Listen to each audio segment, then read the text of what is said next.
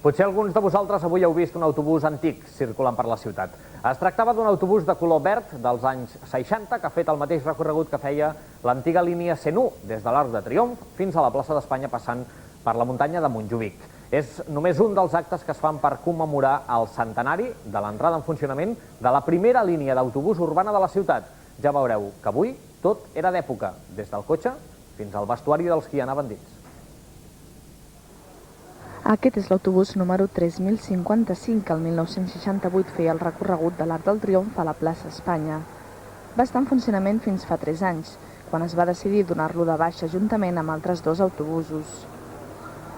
El model va ser construït per Pegaso en uns tallers de Mataró. Formava part de la primera sèrie d'autobusos articulats que des de llavors van ser coneguts com orugues o gusanos. A mitjans dels anys 80, aquest autobús va passar a prestar els seus serveis a la Universitat Autònoma de Barcelona, on encara podem trobar autobusos molt similars.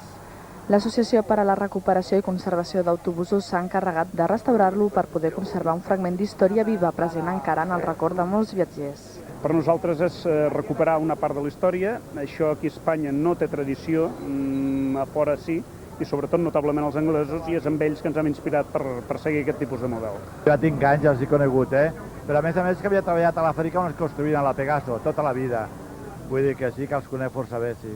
Crec que és una mostra que alhora serveix de reivindicació de cara a salvar tot el que és el patrimoni industrial del transport públic per la memòria històrica i perquè el transport públic també és una forma de cultura. Es pot gaudir de la il·lusió de tornar a pujar amb autobusos d'aquesta mena. Avui hem viscut un viatge com el d'aquells anys, amb la parada típica, el conductor vestit d'època i el cobrador amb la seva taquilla i els seus bitllets commemoratius. Cobrar els bitllets perquè es pujava abans per la porta de darrere i la d'obrir i tancar portes.